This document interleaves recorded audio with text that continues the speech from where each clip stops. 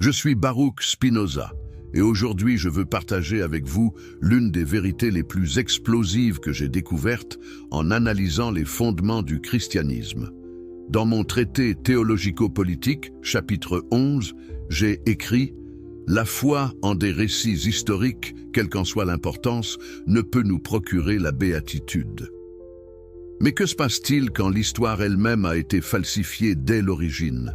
Que se passe-t-il quand le christianisme que nous connaissons n'est pas né de la prédication sincère d'un prophète, mais d'un pacte politique entre un apôtre ambitieux et le plus cruel des empereurs romains? Permettez-moi d'être absolument clair dès maintenant. Ce que je vais vous révéler détruira toute conception naïve que vous pourriez avoir sur les origines du christianisme. Les lettres de Paul à Néron, ces documents que l'Église a désespérément tenté d'effacer de l'histoire, révèlent une conspiration si monumentale qu'elle a façonné 2000 ans de civilisation occidentale. Paul de Tarse n'était pas un saint illuminé par une vision divine sur le chemin de Damas. Il était un stratège politique brillant qui a compris quelque chose que personne d'autre n'avait saisi. Pour survivre, le message de Jésus devait être transformé en instrument de l'Empire romain lui-même. Comment le saisis-je avec une telle certitude? Parce que j'ai consacré ma vie à déchirer le voile des superstitions, et ce que j'ai trouvé derrière ce voile particulier est si choquant que ma propre communauté m'a excommunié pour avoir osé regarder. Si vous cherchez la vérité philosophique authentique, même quand elle détruit vos croyances les plus chères, abonnez-vous à cette chaîne et activez les notifications. Parce que ce que je m'apprête à vous révéler ne sera jamais enseigné dans aucune église, dans aucune synagogue, dans aucun temple. Pourquoi? Parce que cette vérité anéantit le pouvoir que ces institutions exercent sur vos esprits. Êtes-vous prêt à affronter une réalité où le christianisme lui-même, dès sa naissance, était déjà une corruption calculée du message original de Jésus de Nazareth? Êtes-vous prêts à comprendre que ce que vous appelez foi n'est que le résidu d'un pacte faustien conclu dans les couloirs de marbre du palais de Néron? Commençons par le commencement. Qui était réellement Paul de Tarse avant sa prétendue conversion? L'histoire officielle nous présente un persécuteur de chrétiens transformé miraculeusement en apôtre dévoué. Mais cette narrative simpliste cache une réalité beaucoup plus complexe et infiniment plus troublante. Paul était un citoyen romain, éduqué dans la philosophie grecque, formé aux subtilités de la rhétorique romaine, et surtout profondément conscient des mécanismes du pouvoir impérial.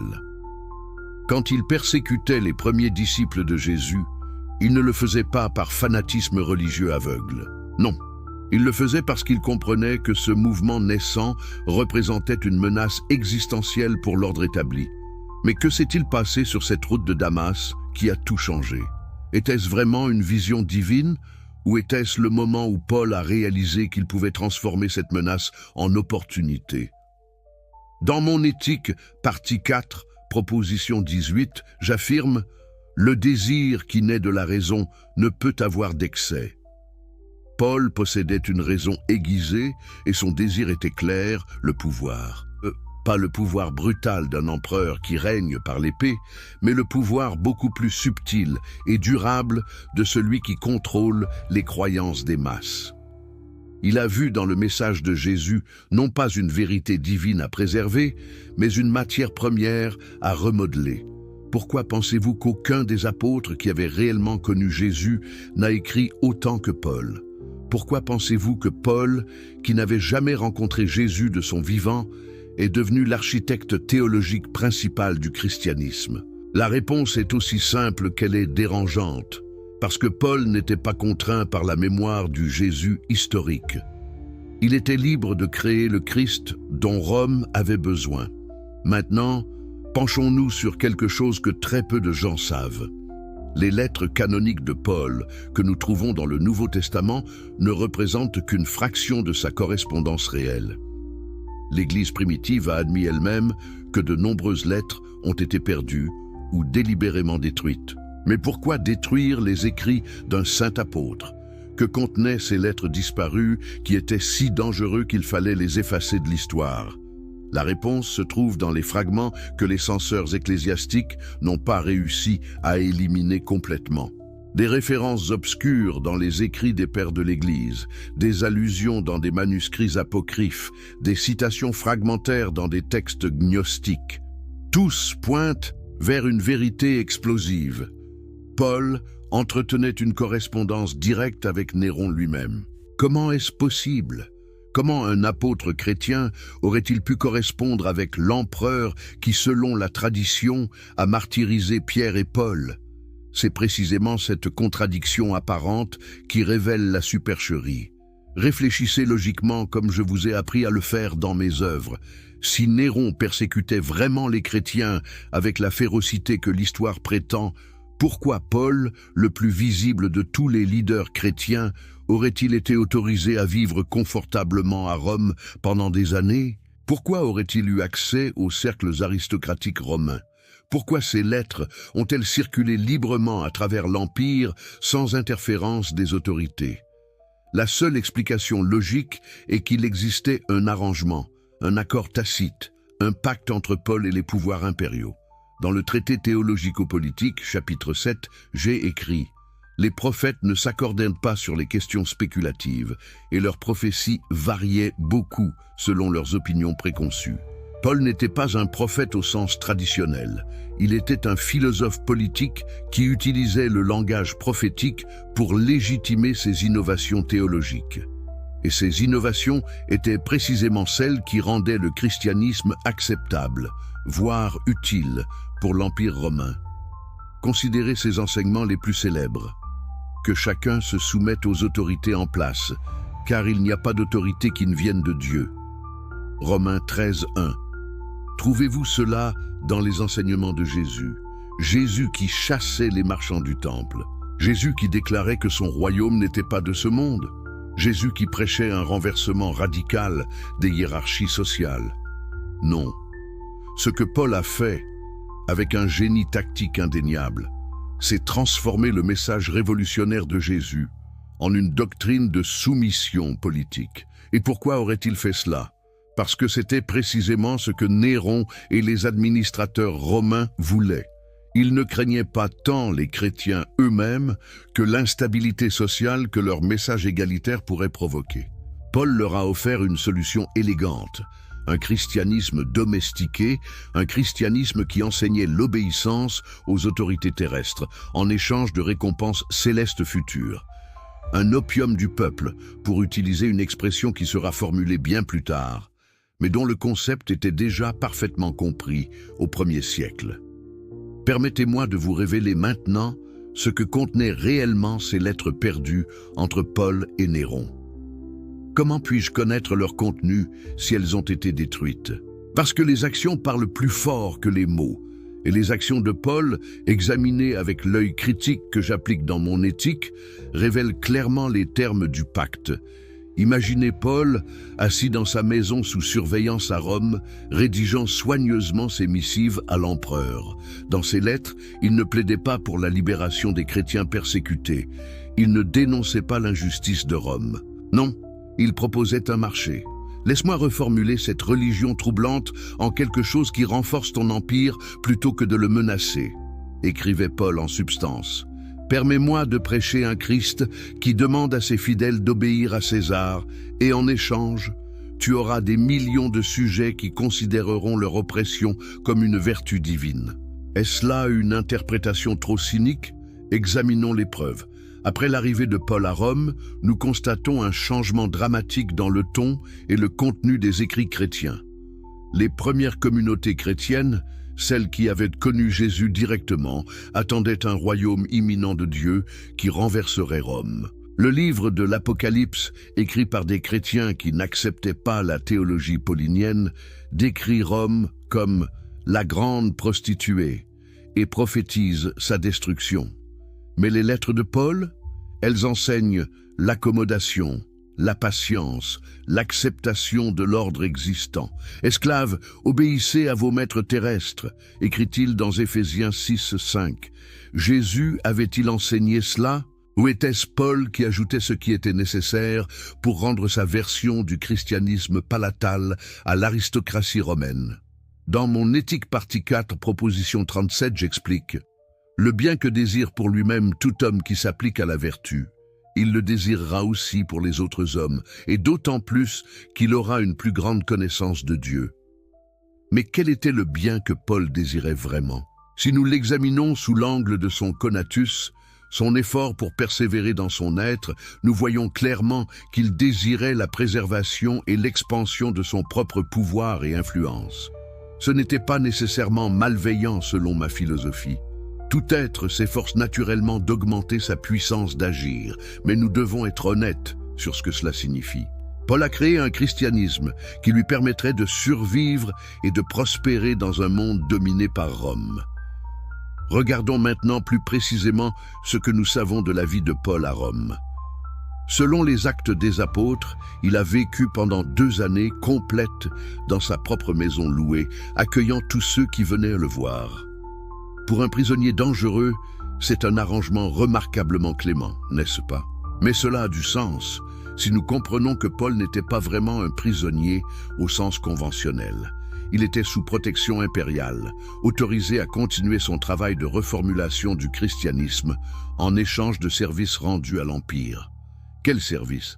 La pacification d'un mouvement potentiellement révolutionnaire, la transformation d'un message de justice sociale immédiate en une doctrine de récompense eschatologique lointaine. Pouvez-vous voir le génie diabolique de cette stratégie? Pourquoi tuer les chrétiens et créer des martyrs quand vous pouvez simplement corrompre leur message de l'intérieur? Néron, malgré sa réputation de folie, était en réalité un administrateur astucieux pendant ses premières années de règne. Il était conseillé par Sénèque, l'un des philosophes stoïciens les plus brillants de l'époque. Sénèque comprenait le pouvoir des idées pour contrôler les populations. Dans ses lettres à Lucilius, Sénèque écrit: « La religion est considérée par le peuple comme vraie, par les sages comme fausse, et par les dirigeants comme utile. » C'est exactement la perspective que Néron appliquait au christianisme émergent. Il ne se souciait pas de savoir si Jésus était réellement le Fils de Dieu. Ce qui l'intéressait était de savoir si ce mouvement pouvait être utilisé pour renforcer la stabilité impériale. Et Paul lui a offert précisément cela. Maintenant, vous pourriez objecter: « Mais Spinoza, la tradition nous dit que Néron a persécuté les chrétiens. » Oui, c'est vrai. Mais quelle tradition nous dit cela? Des sources écrites des décennies, voire des siècles après les événements, par des auteurs chrétiens qui avaient tout intérêt à créer une narrative de persécution pour légitimer leur foi. Comme je l'explique dans le traité théologico-politique, chapitre 10, ceux qui veulent imposer leurs opinions aux autres se servent ordinairement de l'autorité divine. L'histoire de la persécution de Néron servait plusieurs objectifs pour l'Église émergente. Elle créait des martyrs héroïques. Elle positionnait le christianisme comme opposé à Rome, alors même qu'il s'y accommodait. Elle détournait l'attention du fait troublant que Paul lui-même avait vécu confortablement à Rome et n'avait jamais été martyrisé pendant le règne de Néron. Ah, vous voyez l'incohérence maintenant? Si Néron persécutait vraiment les chrétiens avec tant de férocité, comment Paul, le leader chrétien le plus visible, a-t-il pu continuer à écrire des lettres, recevoir des visiteurs et propager son message pendant 2 années entières? La seule explication logique est que Paul bénéficiait d'une protection spéciale. Et pourquoi aurait-il bénéficié d'une telle protection? Parce qu'il servait les intérêts de l'Empire en neutralisant le potentiel révolutionnaire du message chrétien original. Les chrétiens que Néron a effectivement persécutés, si ces persécutions ont réellement eu lieu comme décrit, étaient probablement ceux qui rejetaient la théologie accommodante de Paul et maintenaient le message radical original de Jésus. La persécution aurait donc été sélective, ciblant les vrais révolutionnaires tout en protégeant Paul, l'agent de domestication idéologique. Considérons maintenant un aspect encore plus troublant de ce pacte. Dans ses lettres, Paul développe une théologie de la souffrance qui est absolument centrale à son christianisme. Il enseigne que souffrir pour le Christ est un honneur, que la persécution est une preuve de foi, que les tribulations terrestres seront récompensées au ciel. Pourquoi cette emphase sur la glorification de la souffrance? Parce que c'était exactement ce dont Rome avait besoin. Une religion qui enseignait aux opprimés à accepter leur oppression avec joie, à voir leur misère comme un test spirituel plutôt que comme une injustice à combattre. Dans mon éthique Parti Qatar, proposition 45, j'écris « La haine ne peut jamais être bonne ». Mais le christianisme paulinien transforme même la haine subie en vertu, tant que cette haine provient du monde extérieur et non de l'injustice structurelle. Permettez-moi de vous révéler quelque chose que j'ai découvert en étudiant les textes grecs originaux de Paul. Dans Romains 13, quand il écrit « Soumettez-vous aux autorités », le mot grec qu'il utilise pour autorité est exousia, qui peut également signifier pouvoir spirituel. Certains interprètes modernes tentent de sauver Paul en suggérant qu'il parlait d'obéissance à des autorités spirituelles plutôt que politiques. Mais c'est une lecture anachronique, désespérée. Dans le contexte du 1er siècle, particulièrement dans une lettre écrite depuis Rome elle-même, exousia se référait clairement aux autorités impériales romaines. Paul ordonnait littéralement l'obéissance à César. Et pourquoi le ferait-il ? Parce que c'était le prix de son arrangement avec Néron. Imaginez maintenant les lettres elles-mêmes, ces documents perdus qui contenaient les détails explicites du pacte. Dans la première lettre, probablement écrite peu après l'arrivée de Paul à Rome, il aurait exposé sa vision. « Divin César » aurait-il commencé utilisant le titre honorifique que les empereurs appréciaient. Je t'écris pour proposer une solution aux problèmes chrétiens qui troublent ton empire. Laisse-moi reformuler leur doctrine pour qu'elles servent tes intérêts plutôt que de les menacer. Dans les lettres suivantes, Paul aurait rapporté ses progrès. J'ai réécrit leurs enseignements sur la richesse pour affirmer que la pauvreté est spirituellement supérieure. J'ai transformé leur résistance aux autorités en obéissance sacrée. J'ai reporté leurs espoirs de justice de cette vie à la suivante. Et Néron, reconnaissant la valeur de ce travail, aurait répondu avec protection et ressources. Mais voici la question la plus dévastatrice de toutes. Si ce pacte existait réellement, ne devrions-nous pas voir des traces dans les documents historiques? Et c'est exactement ce que nous voyons si nous regardons avec les yeux de la raison plutôt qu'avec les œillères de la foi. Tacite, l'historien romain, mentionne que Néron a blâmé les chrétiens pour l'incendie de Rome. Mais remarquez quelque chose d'étrange. Tacite écrit que Néron a persécuté ceux que le peuple appelait chrétiens. Pas tous les chrétiens, mais un groupe spécifique que la foule identifiait comme tel. Quels chrétiens échappaient à cette identification? Probablement ceux qui, comme Paul, s'étaient suffisamment hellénisés et romanisés pour ne pas être reconnaissables comme membres de cette secte judéo-palestinienne troublante. Suétone, un autre historien romain, écrit dans sa vie de Néron que l'empereur infligea des supplices aux chrétiens, race d'hommes d'une superstition nouvelle et malfaisante. Mais remarquez encore, une superstition nouvelle. Le mot latin est superstitio, que les Romains utilisaient pour décrire des cultes étrangers désordonnés. Ils ne l'utilisaient généralement pas pour des religions qui avaient été domestiquées et intégrées dans l'ordre social romain. Cela suggère que les chrétiens persécutés étaient ceux qui maintenaient le caractère radical et étranger du mouvement original, pas ceux qui, sous la direction de Paul, l'avaient transformé en quelque chose de plus acceptable pour les sensibilités romaines. Pensons maintenant à quelque chose que très peu de gens considèrent. Pourquoi Paul a-t-il écrit tant de lettres? 13 lettres lui sont attribuées dans le Nouveau Testament, bien que les érudits modernes comme Bart Ehrman contestent l'authenticité de plusieurs d'entre elles. Mais même si nous n'acceptons que les 7 lettres considérées comme authentiquement pauliniennes, c'est un corpus impressionnant. Qui écrit autant de lettres théologiques longues et détaillées? Quelqu'un qui a le temps, les ressources et surtout la liberté de le faire. Paul n'était pas un fugitif traqué écrivant frénétiquement avant d'être capturé. Il était un intellectuel confortablement installé, avec accès à des scribes, des matériaux d'écriture et un système de distribution efficace pour ses missives. Comment tout cela était-il possible dans un empire qui prétendument persécutait sa religion? La réponse évidente est que Paul bénéficiait d'une protection impériale. Dans mon éthique, partie 2, proposition 7, j'affirme « L'ordre et la connexion des idées est le même que l'ordre et la connexion des choses ». Si nous voulons comprendre les idées de Paul, nous devons examiner les circonstances matérielles dans lesquelles elles ont été produites. Et ces circonstances pointent inévitablement vers un arrangement avec le pouvoir impérial. Ce n'est pas une conspiration fantaisiste. C'est simplement la reconnaissance que les idées n'émergent pas dans le vide, mais sont toujours façonnées par les conditions sociales et politiques de leur production. Le christianisme paulinien est né dans les salons de Rome, pas dans les collines de Galilée, et il porte l'empreinte indélébile de cette origine. Maintenant, contrastons le Paul confortablement installé à Rome avec le Jésus historique. Jésus était un paysan juif apocalyptique qui prêchait un renversement imminent de l'ordre existant. Les derniers seront les premiers, proclamait-il.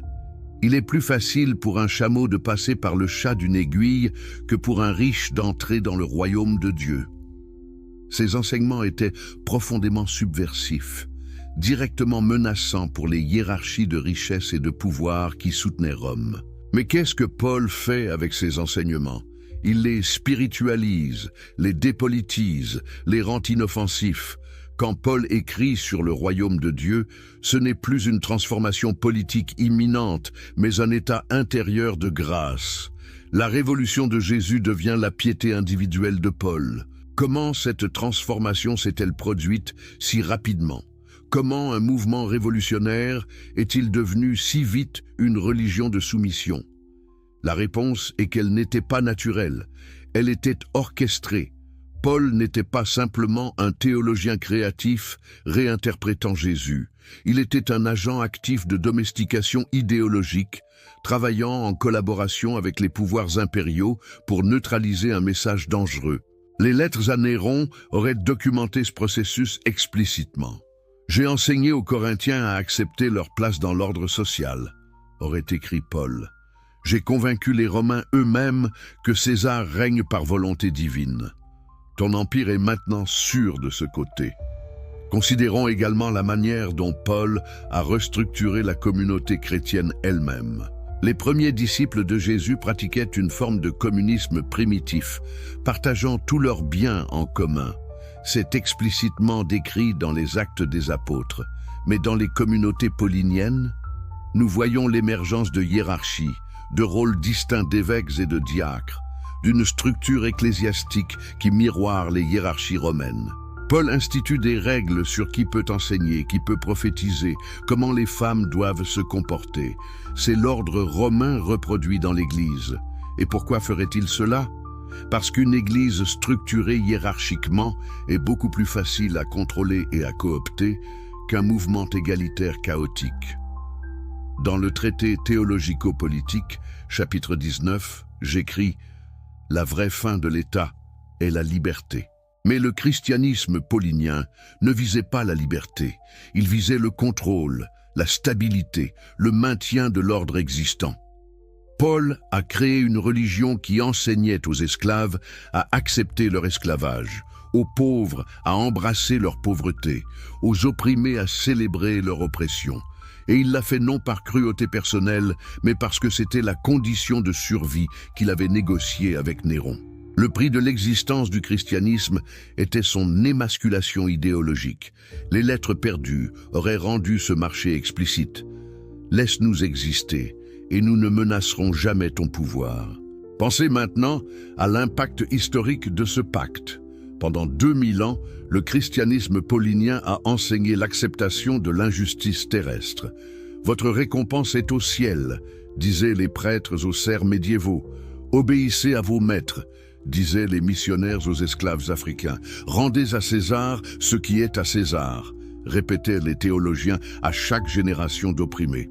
Ce n'était pas l'enseignement de Jésus, c'était l'enseignement de Paul, créé spécifiquement pour servir les intérêts de l'Empire romain et perpétué par tous les empires qui ont suivi.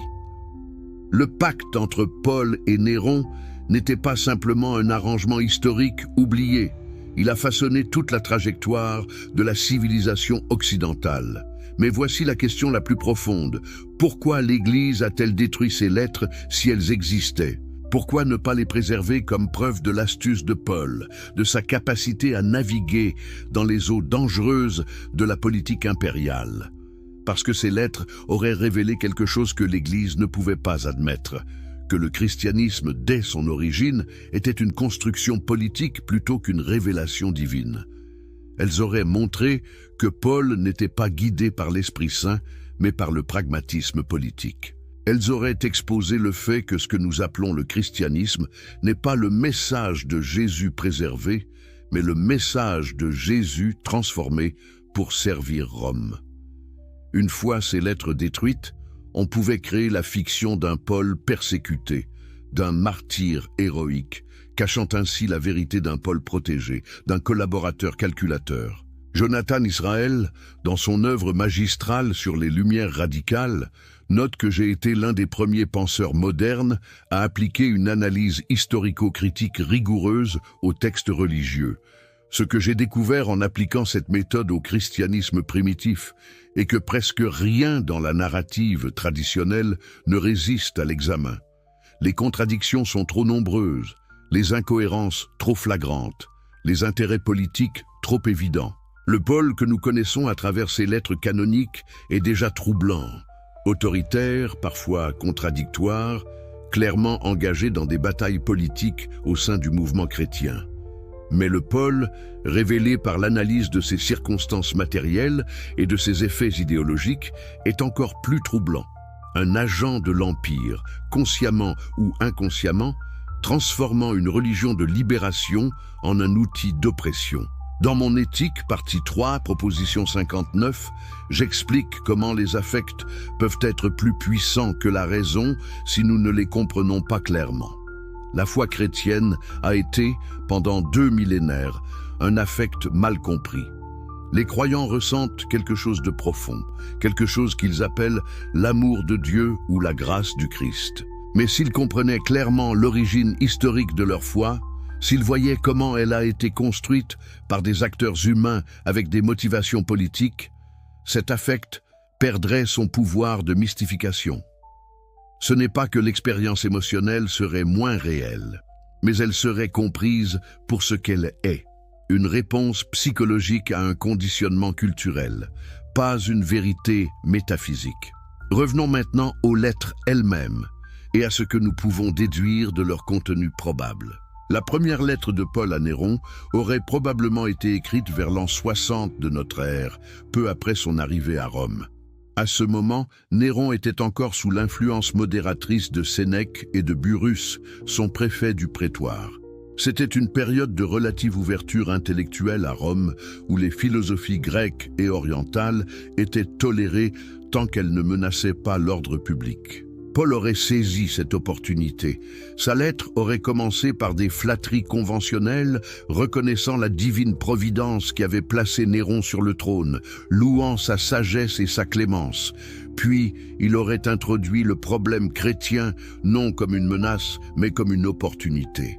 Les disciples de Christus, aurait écrit Paul, sont actuellement désorganisés et influencés par des éléments radicaux qui prêchent la résistance à l'autorité légitime. Mais je vois en leur dévotion passionnée un potentiel formidable. Avec le bon enseignement, ces gens pourraient devenir les citoyens les plus obéissants de ton empire, voyant leur service à Rome comme un service à leur Dieu même. Pouvez-vous imaginer l'intérêt que cela aurait suscité chez Néron et ses conseillers? Une religion qui transformerait ses adhérents en sujets idéalement dociles? C'était trop beau pour être refusé. La réponse de Néron aurait probablement été « Procède avec ce plan. Tu as ma protection tant que tu livres ces résultats. » Et Paul a livré. Lettre après lettre à Néron aurait documenté ses progrès. « J'ai écrit aux Corinthiens, leur ordonnant de maintenir l'ordre social existant. Chacun doit rester dans la condition dans laquelle il a été appelé, ai-je enseigné. J'ai écrit aux Thessaloniciens, les dissuadant d'attendre le retour immédiat du Christ. J'ai spiritualisé leurs espérances apocalyptiques. J'ai écrit aux Philippiens depuis la prison, une ruse littéraire pour maintenir la crédibilité, les encourageant à voir la souffrance comme un privilège. Chaque lettre à Néron aurait été accompagnée peut-être d'une copie des lettres théologiques correspondantes que Paul envoyait aux communautés chrétiennes, prouvant qu'il accomplissait sa part du marché. Mais il y aurait eu aussi des moments de tension dans cette correspondance. Paul, aussi calculateur qu'il était aussi un vrai croyant d'une certaine manière. Il croyait vraiment à une version du message de Jésus, même s'il l'avait radicalement transformé. Il y aurait eu des lettres où Paul plaidait pour plus de liberté, où il négociait les limites de ce qui était acceptable. Je dois maintenir une certaine rhétorique apocalyptique, aurait-il argumenté. Sinon, je perds ma crédibilité auprès des croyants. Mais je m'assure qu'elle reste abstraite et future, jamais un appel à l'action immédiate. Néron, ou plutôt ses secrétaires, qui géraient réellement ses affaires, auraient accepté avec réticence, tant que la ligne de fond, l'obéissance à Rome, était maintenue. Considérons maintenant ce que Steven Nadler, dans sa biographie magistrale de moi, appelle ma naturalisation de la religion. J'ai insisté tout au long de mes œuvres que la religion doit être comprise comme un phénomène naturel, produit par des causes naturelles, servant des fonctions sociales et psychologiques naturelles. Le christianisme paulinien est un exemple parfait de ce processus. Il n'est pas tombé du ciel tout formé. Il a été construit par des êtres humains spécifiques dans des circonstances historiques spécifiques pour servir des intérêts politiques spécifiques. Les lettres à Néron, si elles existaient et si nous pouvions les lire, démontreraient ce processus avec une clarté dévastatrice. Elles montreraient la cuisine où la théologie a été préparée, les négociations politiques qui ont déterminé la doctrine. Mais peut-être la chose la plus troublante que ces lettres auraient révélée est ceci. Paul savait qu'il trahissait le message original de Jésus. Il n'était pas un interprète sincère, mais trompé. Il était un manipulateur conscient. Comment puis-je être si sûr? Parce que dans ces lettres canoniques elles-mêmes, nous voyons des traces de cette conscience. Il parle de devenir toute chose à tous les hommes pour gagner des convertis. Il décrit sa stratégie de présenter le message différemment aux Juifs et aux gentils. Il n'est pas un prophète inspiré transmettant fidèlement une révélation. Il est un marketeur stratégique adaptant son message à différents publics. Ces lettres à Néron auraient été simplement l'extension logique de cette approche. Adapter le message chrétien au public le plus important de tous, l'empereur lui-même. Dans le traité théologico-politique, chapitre 14, j'écris que la foi n'exige pas tant la vérité que la piété. C'est exactement le principe que Paul a appliqué. Il ne se souciait pas de préserver la vérité du message de Jésus. Il se souciait de créer une forme de christianisme qui pouvait survivre et prospérer dans le monde romain. Et pour y parvenir, la vérité devait être sacrifiée sur l'autel du pragmatisme.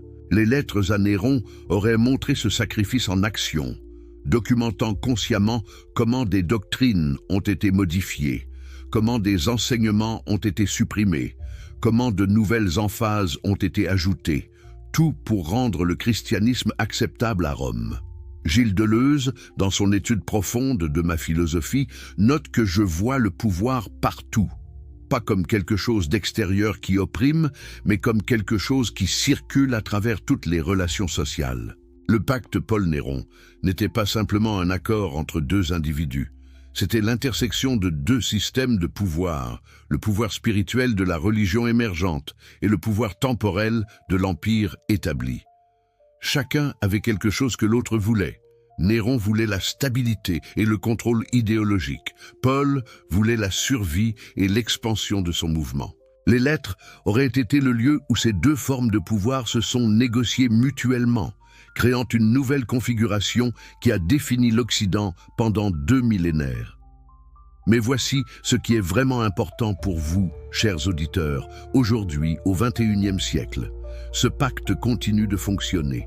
Chaque fois qu'une église enseigne la soumission à l'autorité, chaque fois qu'elle dit aux pauvres d'accepter leur sort, Et à chaque fois qu'elle spiritualise l'injustice terrestre, elle perpétue l'arrangement que Paul a conclu avec Néron. Le christianisme que vous connaissez n'est pas le message révolutionnaire de Jésus. C'est la version domestiquée de Paul, créée spécifiquement pour servir les intérêts du pouvoir impérial. Comprendre cela n'est pas simplement un exercice d'histoire, c'est une libération. C'est la reconnaissance que vous n'êtes pas obligé d'accepter l'interprétation autorisée, que vous êtes libre d'interroger, de critiquer, de rejeter. Dans mon éthique, partie 5, proposition 42, j'affirme que la béatitude n'est pas la récompense de la vertu, mais la vertu elle-même. Mais le christianisme paulinien a inversé cette vérité. Il a fait de la béatitude une récompense future, conditionnelle à l'obéissance présente. C'est le cœur du pacte avec Néron, transformer la libération immédiate en promesse différée. Les lettres perdues auraient explicité cette stratégie avec une franchise brutale. « Je leur enseigne, aurait écrit Paul, que leur récompense viendra après la mort, pas dans cette vie. Ainsi, ils ne se révolteront jamais contre ton autorité, car ils attendent leur justice dans un autre monde. » Permettez-moi maintenant de partager quelque chose de personnel, tiré de ma propre expérience. Quand j'ai été excommunié par la communauté juive d'Amsterdam en 1656, ce n'était pas simplement parce que je questionnais certaines doctrines. C'était parce que j'appliquais exactement le même type d'analyse critique aux textes sacrés juifs que j'applique maintenant au christianisme. Les rabbins savaient que si les gens commençaient à voir les textes religieux comme des productions humaines plutôt que comme des révélations divines, tout le système de contrôle s'effondrerait. Ils avaient raison d'avoir peur. C'est pourquoi ils ont utilisé le hérem, l'excommunication la plus sévère, contre moi. Et c'est exactement pourquoi l'Église chrétienne a détruit les lettres de Paul à Néron. Ces lettres auraient rendu impossible de maintenir l'illusion de la divine inspiration. Je me souviens de ces nuits solitaires après mon excommunication, polissant des lentilles pour gagner ma vie, sachant que j'avais sacrifié toute possibilité de vie confortable pour la vérité. Était-ce difficile? Oui, mais dans cette solitude, j'ai trouvé une liberté que ceux qui vivent sous le joug de la superstition ne connaîtront jamais. Quand vous comprenez que toutes les religions sont des constructions humaines, vous cessez d'avoir peur d'elles. Vous cessez de vous soumettre à leurs prétentions d'autorité divine. Vous devenez véritablement libre.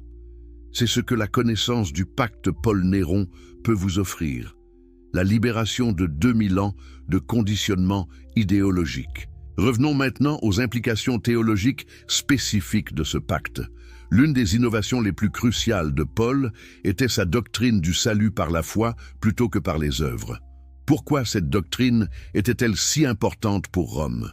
Parce qu'elle intériorisait complètement la religion. Si le salut dépend de ce que vous croyez plutôt que de ce que vous faites, alors la religion devient une affaire privée, psychologique, ne menaçant pas l'ordre social extérieur. Vous pouvez être un esclave obéissant tout en étant sauvé dans votre cœur.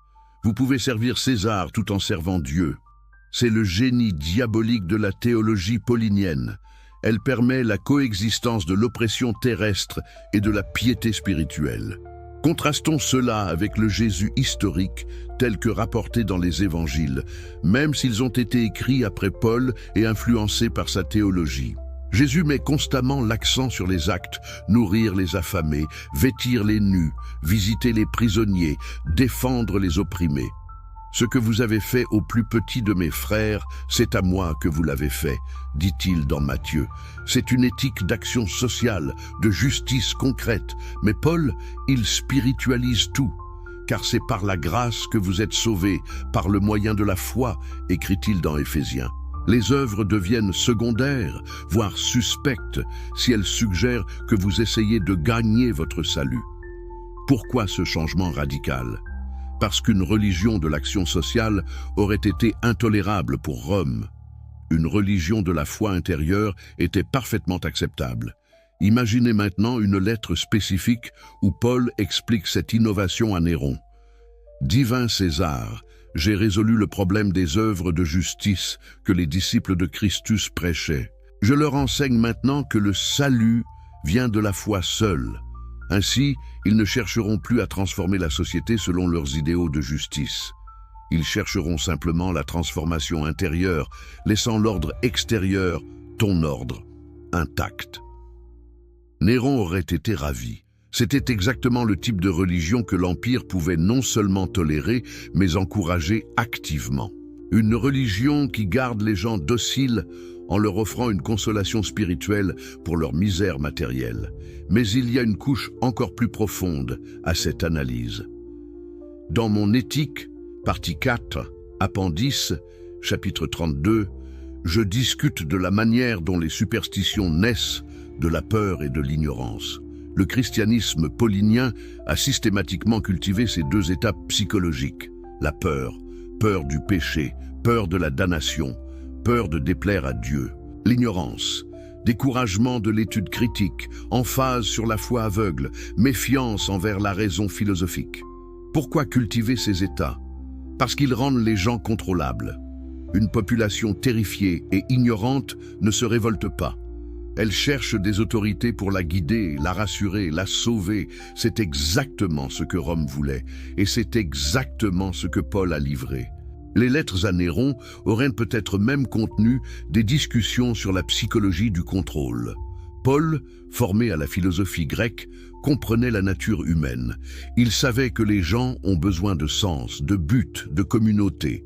Son génie était de canaliser ces besoins naturels d'une manière qui servait l'Empire. Donnez-leur un sens transcendant, aurait-il conseillé Néron, et ils n'exigeront pas de sens terrestre. Donnez-leur un but céleste, et ils accepteront leur insignifiance terrestre. Donnez-leur une communauté spirituelle, et ils ne chercheront pas à transformer la communauté politique. C'était une stratégie de contrôle social d'une sophistication remarquable, bien en avance sur son temps. Maintenant, considérons comment ce pacte a affecté la formation du canon du Nouveau Testament. Les lettres de Paul ont été les premiers textes chrétiens écrits avant même les évangiles.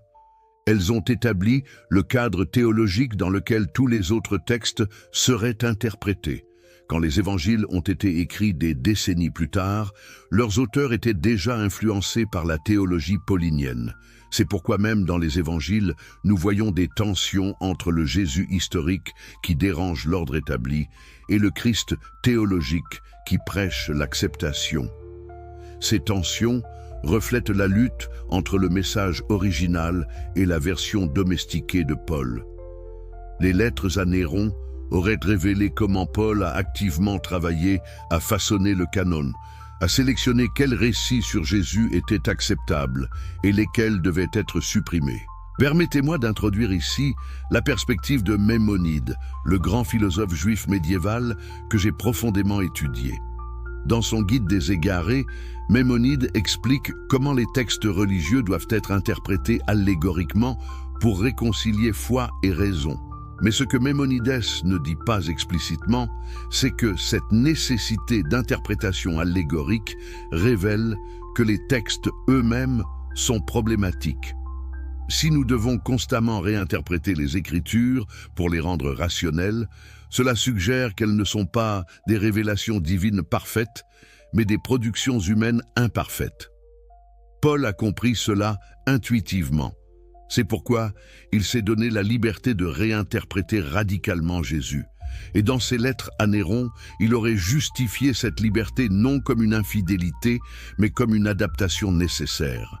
Pensons maintenant à la doctrine paulinienne du péché originel, qui n'existe nulle part dans les enseignements de Jésus lui-même. Paul développe toute une théologie autour de l'idée que l'humanité est fondamentalement corrompue depuis la chute d'Adam, nécessitant le sacrifice rédempteur du Christ. Pourquoi inventer cette doctrine? Parce qu'elle crée un sentiment permanent de culpabilité et d'insuffisance. Les gens qui se sentent intrinsèquement pécheurs sont beaucoup plus faciles à contrôler que les gens qui se sentent naturellement bons. Ils cherchent constamment l'absolution, la validation, le pardon, tout ce que l'Église et, par extension, l'État peuvent offrir en échange d'obéissance. Les lettres à Néron auraient peut-être explicité cette stratégie psychologique. Je leur enseigne qu'ils sont nés dans le péché, incapables de justice par eux-mêmes. Ainsi, ils dépendront toujours des autorités religieuses et politiques pour les guider. Dans mon traité théologico-politique, chapitre 16, j'argumente que dans l'état de nature, nul n'est tenu d'obéir à personne et chacun est son propre maître. Mais le christianisme paulinien nie explicitement cet état de nature. Il enseigne que les humains sont fondamentalement déchus, incapables de se gouverner eux-mêmes, nécessitant une autorité externe, divine et temporelle pour les diriger. C'est l'antithèse complète de ma philosophie de la liberté naturelle. Et c'était précisément ce dont Rome avait besoin. Une idéologie qui justifiait la domination externe comme nécessaire et bénéfique, plutôt que comme oppressive.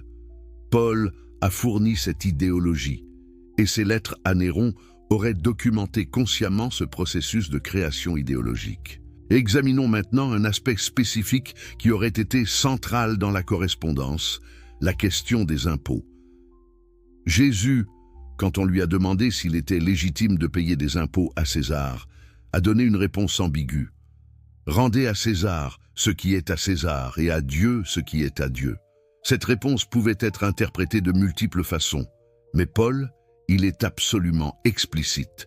C'est aussi pour cela que vous payez des impôts, car les autorités sont au service de Dieu. Romains 13, 6.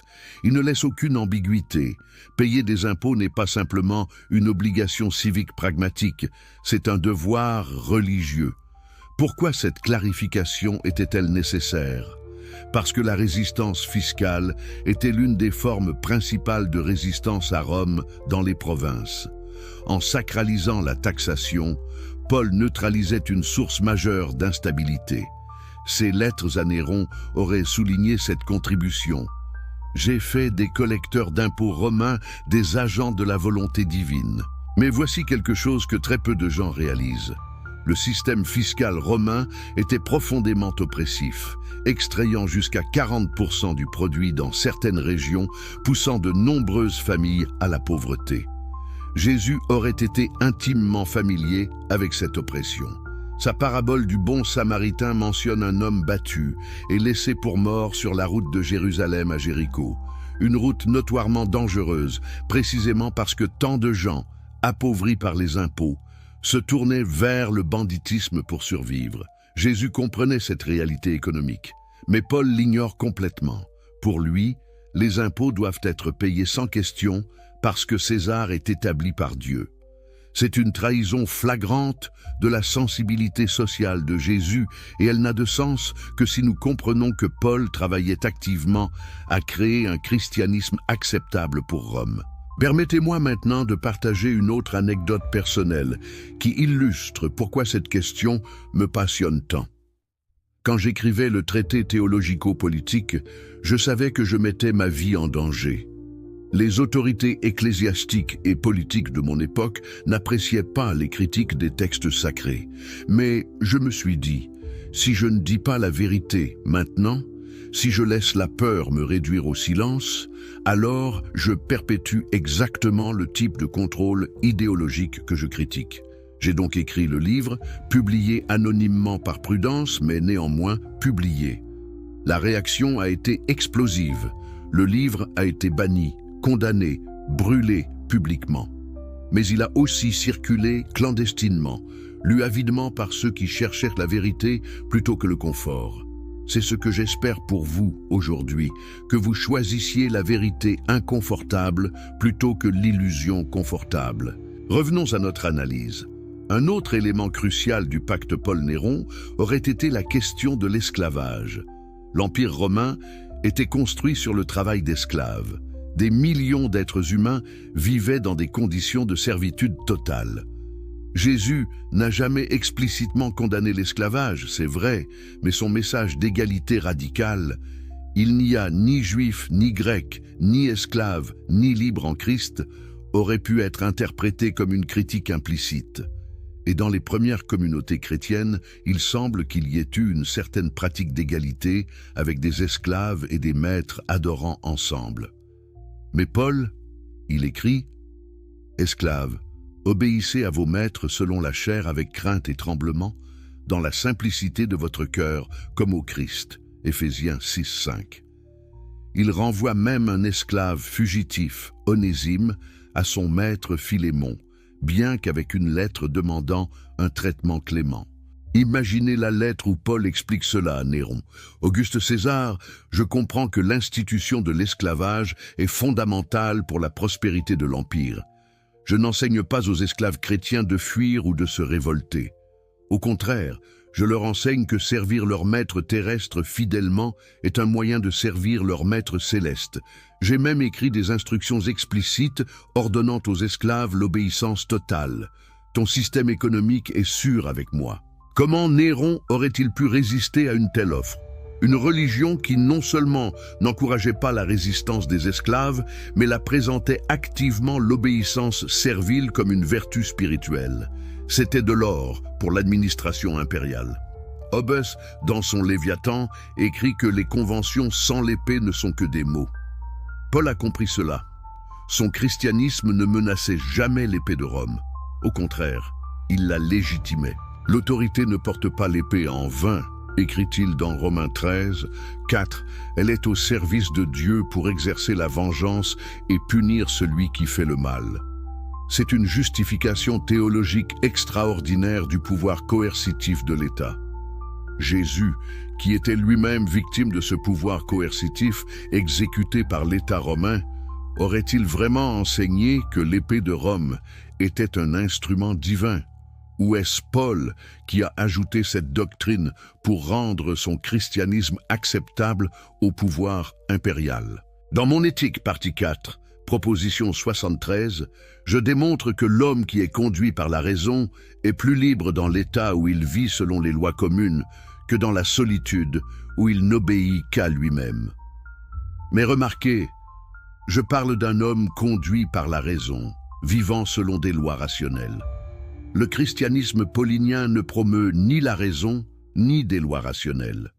Il promeut la foi et l'obéissance aux lois existantes, quelles qu'elles soient.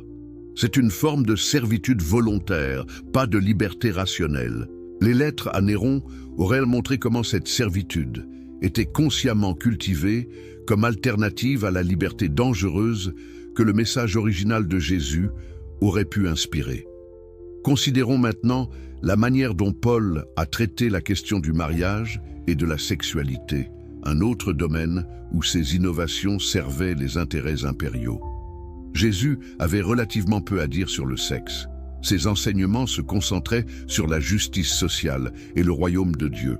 Mais Paul devient obsédé par la régulation sexuelle. Il préfère le célibat, mais concède qu'il vaut mieux se marier que brûler de désir. Il établit des règles strictes sur le comportement sexuel, créant toute une théologie du corps comme temple du Saint-Esprit qui doit être maintenu pur. Pourquoi cette emphase? Parce que la régulation sexuelle est l'une des formes les plus efficaces de contrôle social. Quand vous contrôlez l'intimité des gens, vous contrôlez leur psychologie la plus profonde. Vous créez la culpabilité, la honte, le besoin constant d'absolution. C'est un mécanisme de contrôle brillant et les lettres à Néron auraient peut-être explicité cette stratégie. Leibniz, avec qui je suis souvent comparé malgré nos différences philosophiques profondes, croyait en l'harmonie préétablie, l'idée que Dieu a orchestré l'univers pour que tout fonctionne ensemble parfaitement. Mais le pacte Paul-Néron démontre qu'il n'y a pas d'harmonie préétablie. Il y a seulement des humains avec des intérêts contradictoires, négociant des arrangements qui servent leurs objectifs mutuels. Paul voulait la survie de son mouvement. Néron voulait la stabilité de son empire. Ils ont trouvé un terrain d'entente non à travers une providence divine, mais à travers un calcul politique très humain. C'est ce que mes critiques ne peuvent pas accepter, que la religion elle-même est politique jusqu'au bout. Pensons maintenant à l'impact de ce pacte sur la diversité théologique primitive. Dans les premières décennies après la mort de Jésus, il y avait de nombreuses interprétations différentes de son message. Les Ébionites maintenaient qu'il était un prophète humain, pas divin. Les gnostiques croyaient qu'il avait apporté une connaissance secrète pour libérer l'esprit de la matière. Les apocalypticiens attendaient son retour imminent pour établir le royaume de Dieu sur terre. Mais la version de Paul, protégée et promue par Rome, a finalement éclipsé toutes les autres. Pourquoi? Pas parce qu'elle était plus vraie théologiquement, mais parce qu'elle était plus utile politiquement. Les lettres à Néron auraient peut-être même discuté de la nécessité de supprimer ces autres versions du christianisme. Ces sectes alternatives prêchent des messages dangereux. Avec ton soutien, je peux établir mon interprétation comme orthodoxe et marginaliser les autres comme hérésie. C'est exactement ce qui s'est passé historiquement. Au IVe siècle, quand Constantin a adopté le christianisme, c'était la version paulinienne qui a été embrassée précisément parce qu'elle servait le pouvoir impérial. Les autres versions ont été systématiquement supprimées. Leurs textes ont été détruits, leurs adhérents ont été persécutés. Aujourd'hui, nous ne connaissons ces christianismes alternatifs que par des fragments, des citations hostiles dans des textes orthodoxes, des découvertes archéologiques occasionnelles comme les manuscrits de Nag Hammadi. Mais imaginez si nous avions les lettres de Paul à Néron.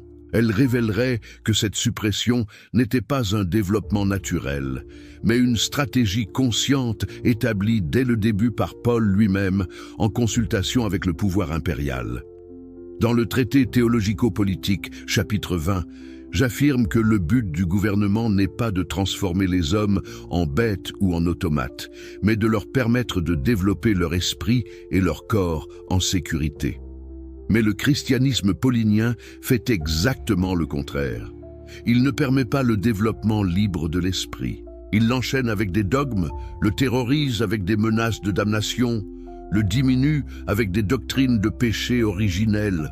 Il transforme les humains non pas en automates exactement, mais en êtres qui s'autocontrôlent selon des paramètres définis par l'autorité.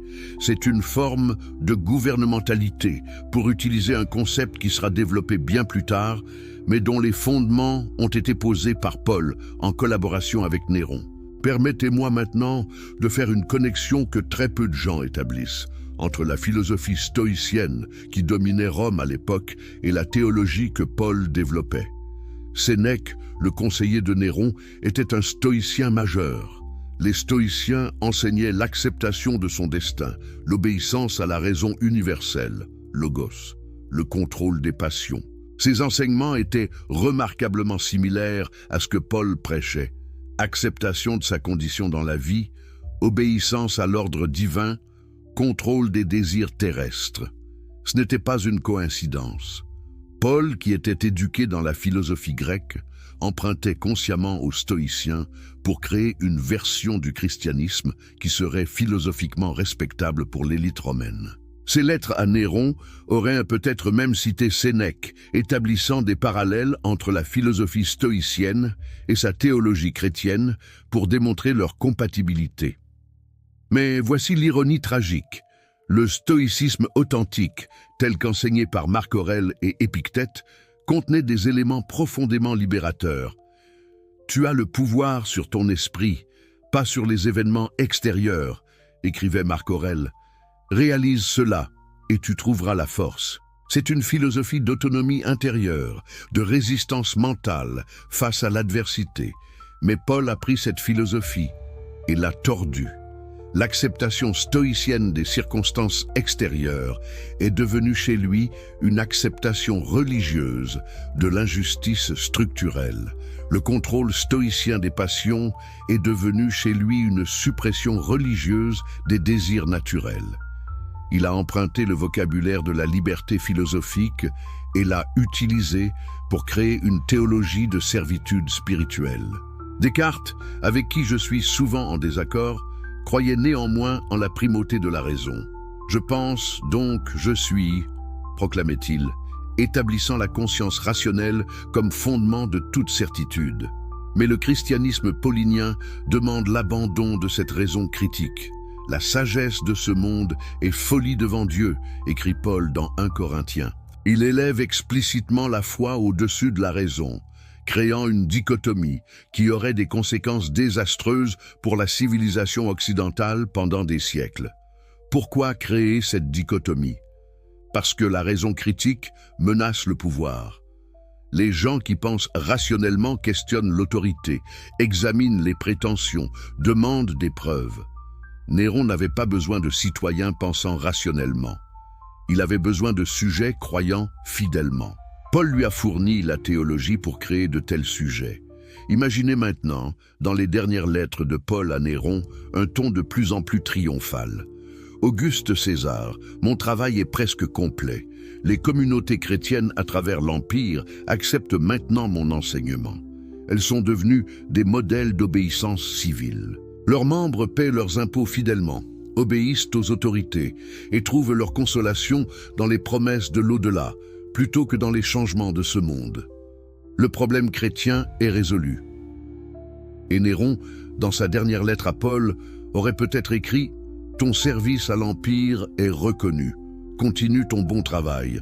Rome a besoin de plus de religions comme la tienne, des religions qui rendent les gens dociles plutôt que rebelles. » C'était le pacte complet, pleinement réalisé, une collaboration réussie entre le pouvoir spirituel et le pouvoir temporel. Mais voici ce qui est vraiment tragique. Il y avait au début des disciples de Jésus qui résistaient à cette corruption. Jacques, le frère de Jésus qui dirigeait la communauté de Jérusalem, semble avoir eu des conflits significatifs avec Paul. Dans Galates, Paul décrit une confrontation tendue avec les piliers de l'église de Jérusalem. Ses premiers disciples, qui avaient réellement connu Jésus, résistaient aux innovations théologiques de Paul.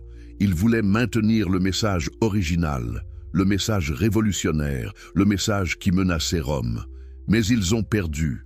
Paul, avec sa protection impériale, ses ressources, sa capacité à voyager et à écrire, les a vaincus dans la bataille pour définir ce que le christianisme signifierait.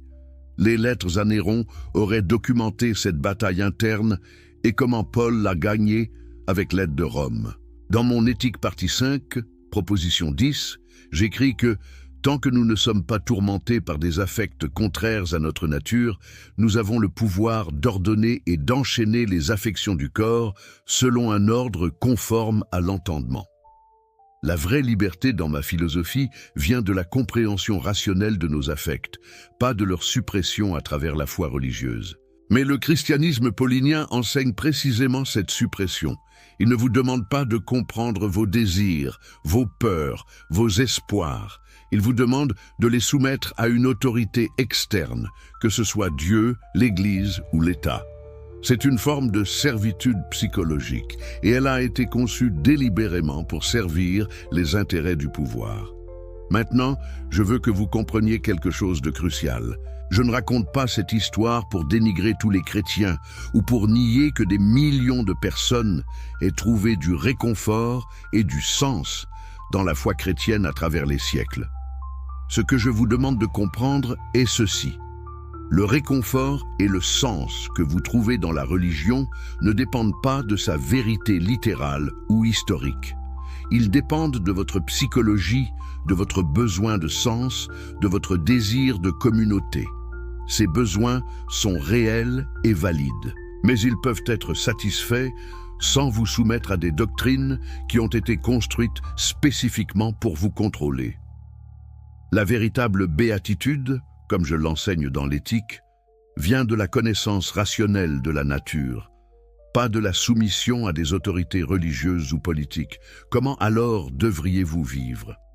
Comment devriez-vous trouver du sens et du but maintenant que vous comprenez l'origine corrompue du christianisme institutionnel? La réponse est dans ce que j'appelle la connaissance du troisième genre, ou intuition rationnelle. C'est la compréhension directe que vous êtes une partie de la nature infinie, que votre conatus, votre effort pour persévérer dans l'être, est identique à la puissance même de Dieu ou la nature. Deus sive natura, comme j'écris dans l'éthique. Dieu, c'est-à-dire la nature. Il n'y a pas de Dieu personnel qui vous juge. Il n'y a pas de Rédempteur qui meurt pour vos péchés. Il n'y a que la réalité infinie de la substance éternelle, dont vous êtes une expression temporaire, mais néanmoins divine. Comprenez-vous la libération que cela offre? Vous n'avez pas besoin d'obéir à Paul, à Néron, à aucune autorité religieuse ou politique qui prétend parler pour Dieu, parce que vous êtes vous-même une expression de Dieu. Votre nature profonde, votre essence est divine. Pas dans le sens chrétien d'avoir une âme immortelle séparée, mais dans le sens spinoziste d'être un mode de la substance infinie. Quand vous vivez selon votre vraie nature, quand vous agissez à partir de la raison plutôt que des passions, vous actualisez votre divinité.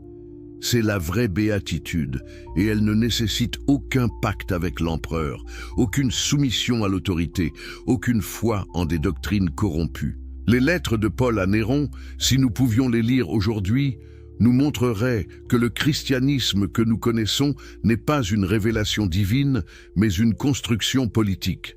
Mais cette révélation ne devrait pas vous désespérer. Elle devrait vous libérer, parce qu'une fois que vous comprenez que les religions sont des créations humaines, vous cessez d'avoir peur d'elles. Vous pouvez prendre ce qui est utile, le sens de communauté, les pratiques contemplatives, les traditions éthiques, et rejeter ce qui est oppressif, les doctrines de soumission, les menaces de damnation, les hiérarchies d'autorité. Vous devenez, pour la première fois, véritablement libre. Dans ma vie, j'ai payé un prix élevé pour cette vérité. J'ai été excommunié, ostracisé, menacé. Mes livres ont été interdits. Mon nom est devenu synonyme d'athéisme et de blasphème. Mais j'ai vécu et je suis mort libre, et cette liberté valait tous les sacrifices.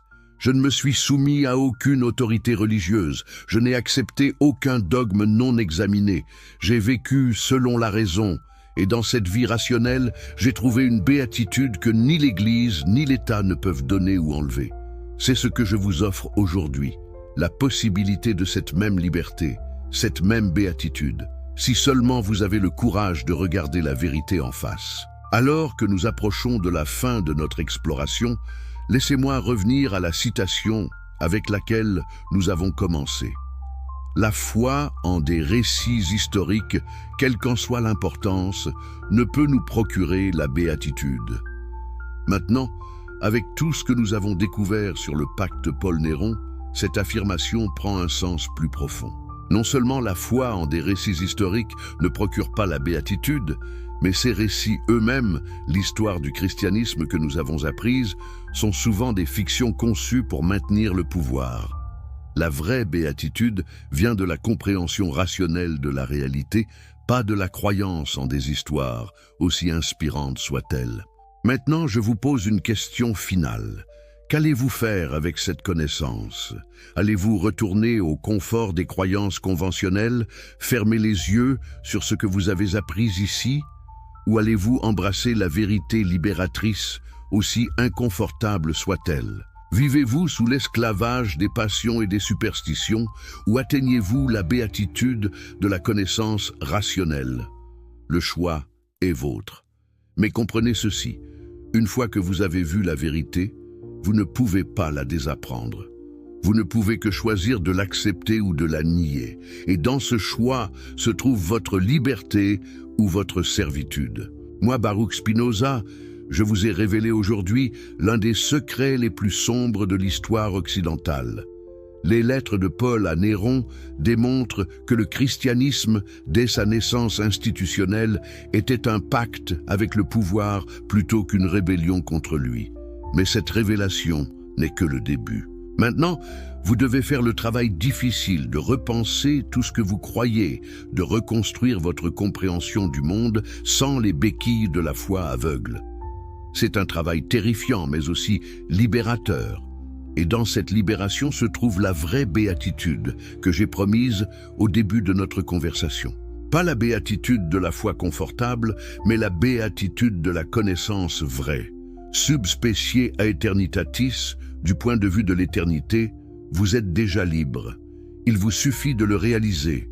Je veux maintenant vous révéler quelque chose que même les historiens les plus critiques hésitent à admettre. Le pacte entre Paul et Néron n'était pas simplement une aberration temporaire, un compromis malheureux d'un moment historique particulier. C'était le modèle, le prototype de toutes les relations futures entre le christianisme institutionnel et le pouvoir politique. Quand Constantin a adopté le christianisme au IVe siècle, il ne faisait que formaliser un arrangement qui existait déjà depuis le 1er siècle.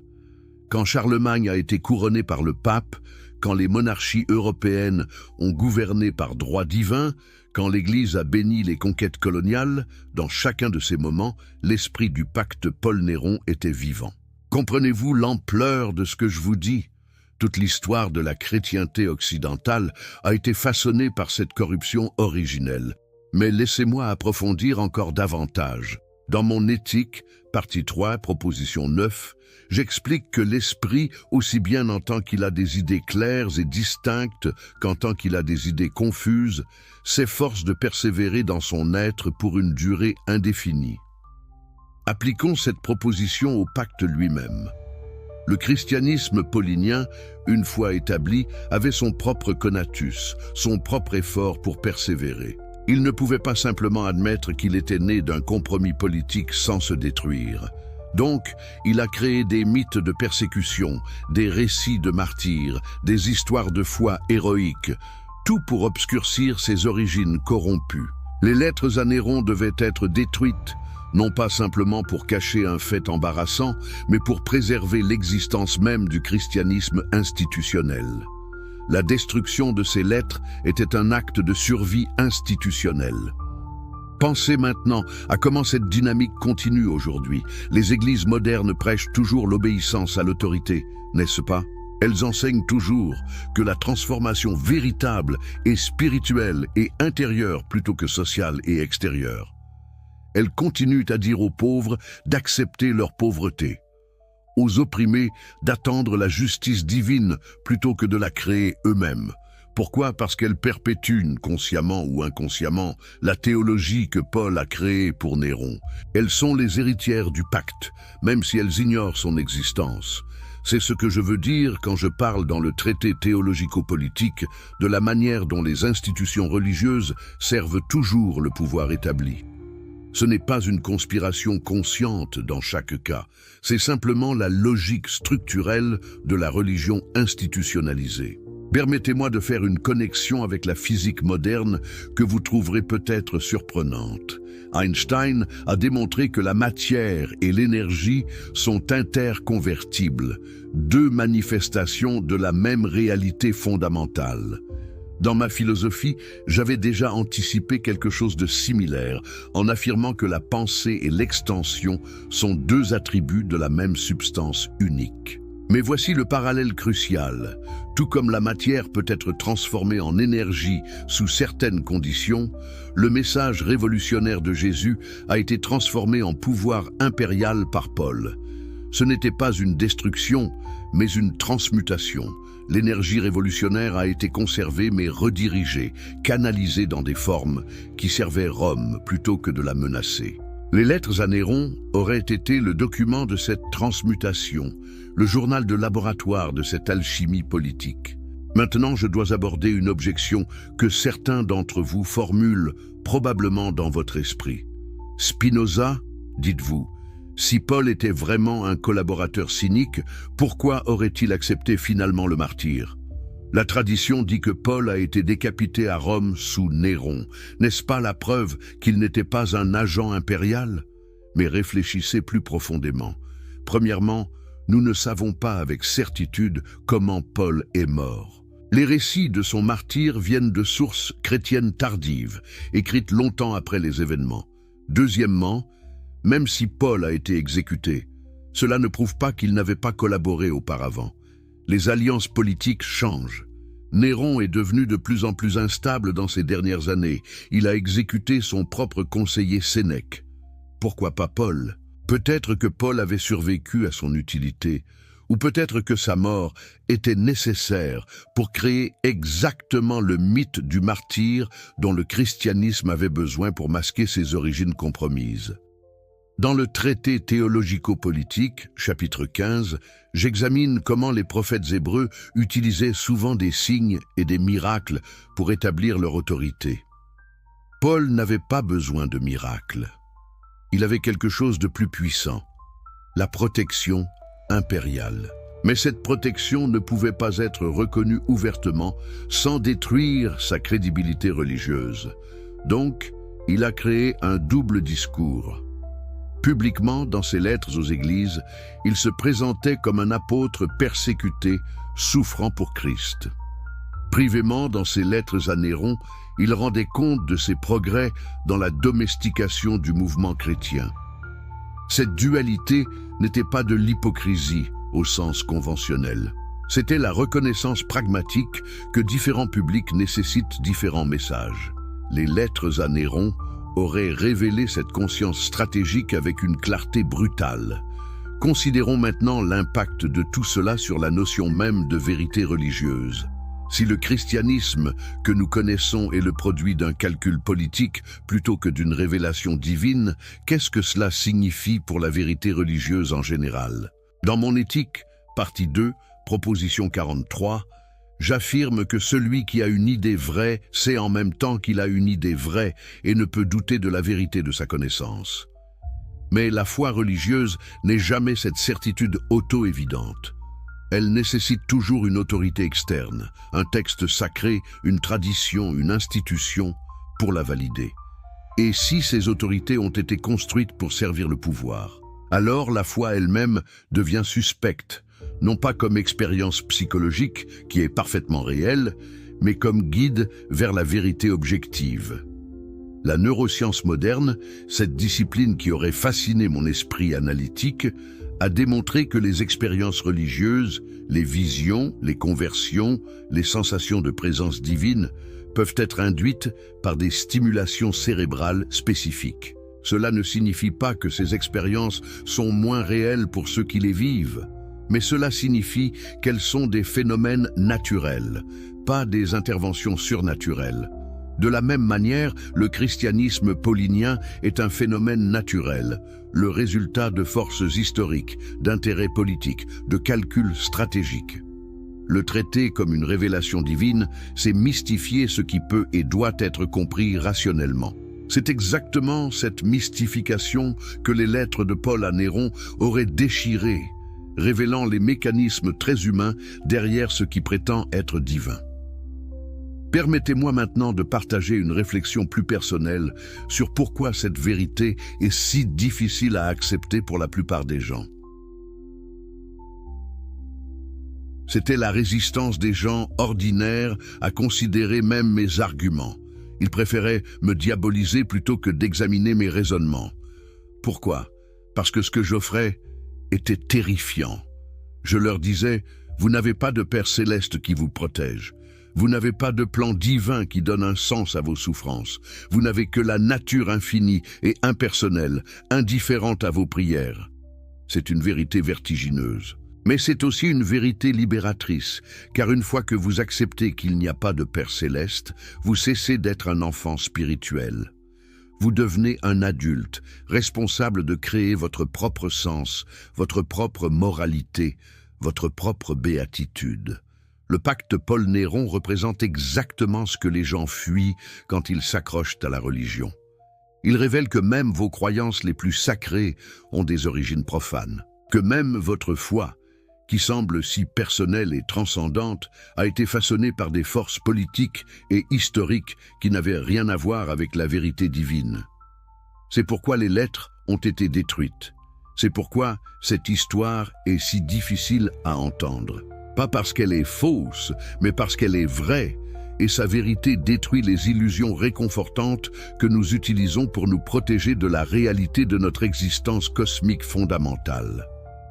Maintenant, laissez-moi vous guider vers une compréhension encore plus profonde. Dans mon éthique, partie 5, proposition 36, je démontre que l'amour intellectuel de l'esprit envers Dieu est l'amour même de Dieu par lequel Dieu s'aime lui-même. Ça, c'est une proposition difficile, mais elle contient la clé de la véritable liberté spirituelle. Quand vous comprenez que vous êtes une partie de Dieu ou la nature, alors votre amour de la vérité n'est pas différent de l'amour de Dieu pour lui-même. Vous n'avez pas besoin de la médiation d'un prêtre, d'une église ou d'une théologie corrompue.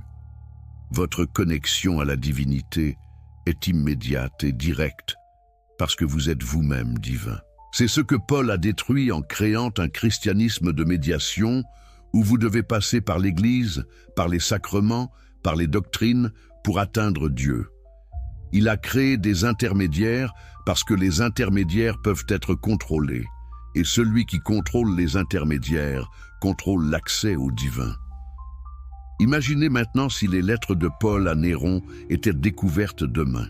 Imaginez que des archéologues trouvent une cache de documents à Rome confirmant tout ce que je vous ai dit aujourd'hui. Quel serait l'impact? Les églises s'effondreraient-elles? Le christianisme disparaîtrait-il? Probablement pas. Les institutions religieuses ont survécu à des révélations scandaleuses auparavant. Elles s'adapteraient, réinterpréteraient, trouveraient des moyens de minimiser l'importance de ces lettres. Paul était humain et faillible, mais le message du Christ reste vrai, dirait-elle. Ou peut-être, le pacte était nécessaire pour la survie du christianisme primitif, un mal nécessaire. Les croyants trouveraient des moyens de maintenir leur foi malgré l'épreuve, parce que la foi, comme je l'ai expliqué, ne dépend pas de la vérité historique, mais de besoins psychologiques profonds.